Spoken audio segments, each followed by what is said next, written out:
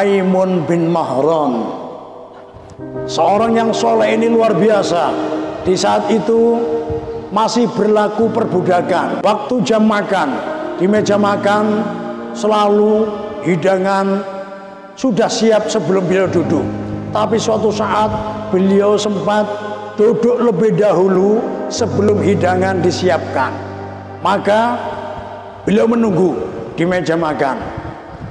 Seorang budak gemetar karena biasanya sang budak ini menyiapkan hidangan sebelum ada tuannya. Ini tuannya sudah duduk. Makin gemetar, rasa salah tingkah dan rasa takut selalu membayanginya. Dan waktu itu hidangan yang dihidangkan adalah makanan yang berkuah. Kalau di tempat kita semacam gulai kambing, ya, gulai kambing dan semisalnya. Maka sang budak ini membawa gulai kambing. Penuh hati-hati karena tuannya ada di hadapannya. Tapi apalah daya, dengan penuh hati-hati, rasa takut, justru malah membuat salah tingkah. Kakinya tersandung. Kakinya tersandung, maka tidak tertolong lagi. Kuah gulai yang berada di mangkok besar ini langsung terlempar di atas meja dan mengenai tuannya, Maimun bin Mahran. Terkena kuah yang sangat panas, maka Maimun bin Mahran pun langsung segera berdiri. Emosi, mukanya merah, rasa marah sudah memuncak. Sang budak pasrah, udah habis riwayatku ini, ya. Dibunuh pun tidak ada masalah. Tapi sang budak ini luar biasa. Dia masih berharap, dia berusaha untuk mengingatkan tuannya, semacam nasihat, ya. Tapi karena kepada tuan, ya istilahnya mengingatkan saja. Afwan ya sayyidi, maafkan wahai tuanku, ya. I'mal qaulallahi ta'ala wal kadhiminal ghaidha. Wahai tuanku, mohon Anda mengamalkan firman Allah, wal kadhiminal ghaidha, surah Al-Imran ayat ke-134, ya.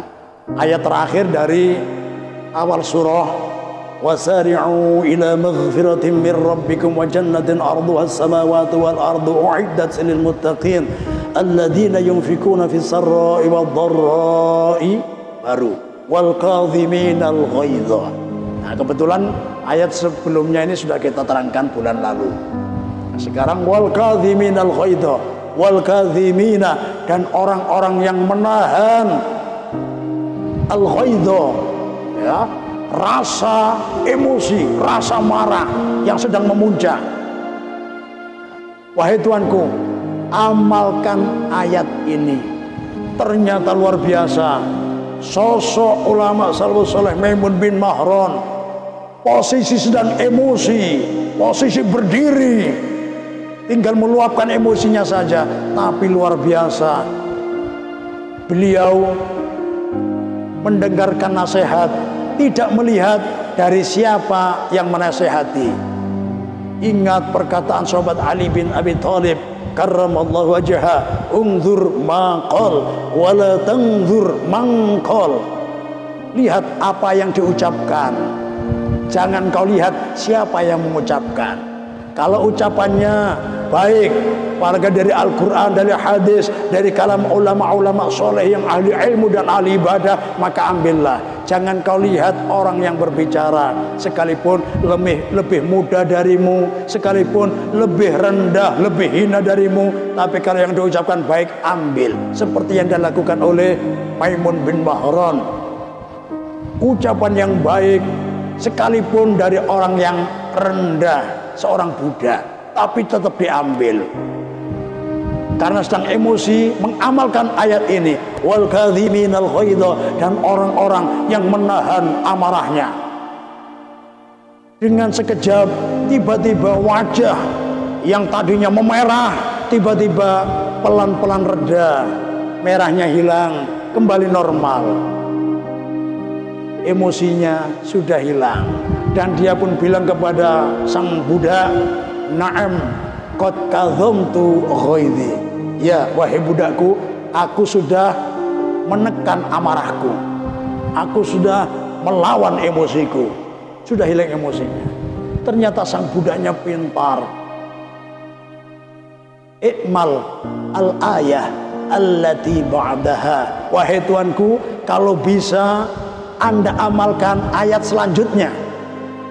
Maimun bin Mahran mengingat-ingat ayat. Apa selanjutnya ayat ini? Wal kadhiminal ghaidha wal 'afina 'anil nas. Dan orang-orang yang memaafkan kesalahan orang lain. Akhirnya siapa yang berbuat salah dalam kasus ini? Tentunya yang berbuat salah adalah seorang budak. Akhirnya Maimun bin Mahran faham, kalau aku memaafkan orang yang salah, berarti sekarang juga aku harus mampu memaafkan kesalahan budakku ini. Akhirnya demi mengamalkan firman Allah, Maimun bin Mahran seorang juragan dengan lapang dada memaafkan kesalahan budaknya. Na'am, qad afautu anki. Sekarang engkau aku maafkan. Ternyata sang budak tidak berhenti di situ. Ya Sayyidi, ikmal al-ayah allati ba'daha. Kalau bisa amalkan ayat selanjutnya. Tinggal satu kalimat lagi. Maimun bin Mahran berpikir, apa kelanjutan ayat ini? Wal kadhiminal ghaidha wal 'afina 'anil nas wallahu yuhibbul muhsinin. Dan Allah mencintai orang-orang yang berbuat ihsan, berbuat baik. Dalam kasus ini, bagaimana supaya aku tergolong minal muhsinin, tergolong orang yang berbuat baik? Maka Maimun bin Mahran berpikir, yang berbuat kesalahan adalah seorang budak. Kalau aku ingin berbuat baik kepadanya, maka aku harus memerdekakannya. Maka di saat itu juga Maimun bin Mahran ingin mengamalkan ayat ini, ingin menjadi orang yang berbuat ihsan, berbuat baik.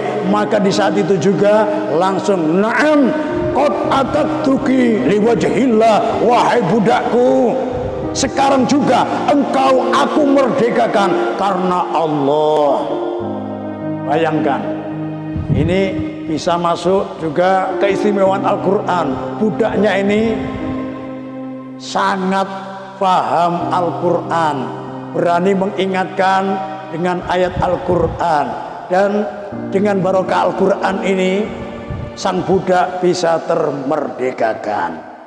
Dan seorang Maimun bin Mahran yang mengikuti sunnah Rasulullah SAW selalu berusaha memaafkan siapa saja yang berbuat salah kepadanya. Luar biasa.